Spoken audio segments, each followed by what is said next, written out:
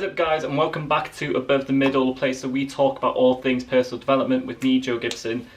This week I'm going out on a whim. I'm just going to do a random video because I felt like it, and I've been talking about the subject a lot on my blog if you want to check that out, abovethemiddle.org, and I thought I would just make a video on it as well because it is a very important subject and something which I think is integral to your success, and it is integral to development and just part of a really good process in achieving your goals. So what we are going to talk about is taking small steps, working through your processes, working towards your goals, working through your challenges in small steps. Because most of us, when we have goals or we want to, progress ourselves, we want to dive straight in. We want to go straight in and just balls to the wall, go for it. And in terms of just getting the best out of the experience, developing yourself and achieving your goals, that just isn't the way to do it.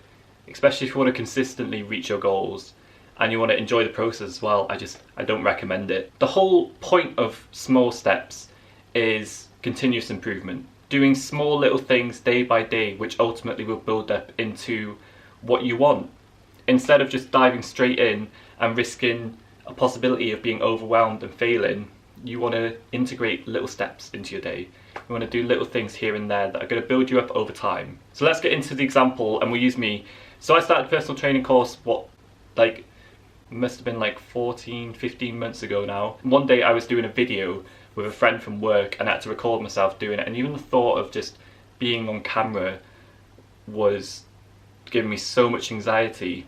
But I pushed myself through it, but afterwards I just felt so overwhelmed, because just that feeling of knowing people were watching me, or knowing somebody would be watching me doing something, just gave me so much anxiety. And I think you can tell, and I can tell when I'm talking right now, that I've gotten to a point where I can actually be really comfortable talking on camera and express myself. So how did I actually go from there, back getting upset over doing a personal training video, to getting to here now where I can talk comfortably? What did I do? Well, what I did was I worked on myself for a really long time, and I did that through little steps, like every day. That started with buying a camera, and then it moved into writing notes on possible YouTube videos and entertaining the idea, getting comfortable with the prospect of me being more self-expressive and me branching out a bit. And then that moved to me actually starting to do videos, and that in itself was really scary for me, but I took it slow.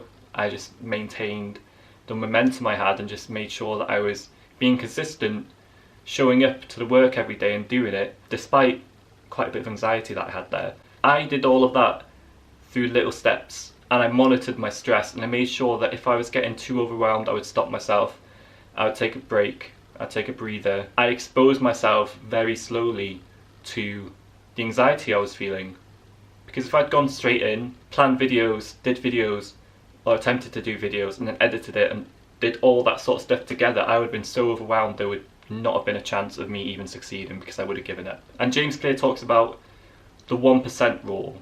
So it's like every day you're making a 1% gain. Every day you're not going in thinking you're going to make a really big, breakthrough, but every day you're at least showing up and you're doing something. And what happens is, over time, those 1% build up, and because there's small little changes, maybe you won't see the results in a day. You're not going to see them in a week. You might not see them in a few months. It's been like 6 months now since I started recording videos, and I feel like I've only just now gotten to a really comfortable point. And I'm still dealing with some anxieties. And here's the other thing about slow, steady work. It gives you a chance to sit back and breathe. Like, I was dealing with anxieties and that was a challenge for me, but the fact I took it slowly gave me a chance to really process all the feelings that I was having, all the difficulties I was having, and it allowed me to kind of just enjoy the process. Like, it was really difficult to start off with, but after a while I started enjoying it, and I enjoy it now because it's not that difficult when you're just doing small things here and there. And the example which I use in the blog post which I talk about is like the baby who wants to walk. The first time he goes and walks, the first time he or she goes and walks, he's going to stumble, he's going to take time to find his footing, and it's no good standing a baby up and forcing it to run. Like, they're not going to succeed. They need to stumble, they need to move around, they need to take things slow. Then they start building up that confidence within themselves that they can achieve, that they can walk, and then eventually they'll start running. And that is just the same thing that I want to bring into this and just tell you guys is that if you have a goal, just take it slow. Allow yourself room to breathe. Allow yourself room to assess the situation and where you can move forward and what you can do and how you're feeling. Refrain from putting yourself under too much stress. So you have to be mindful of how much stress you're putting yourself under when you're challenging yourself, because too much stress is going to overwhelm you, it's going to stress you out, and ultimately you're just going to lead to procrastination, or you're just going to give up.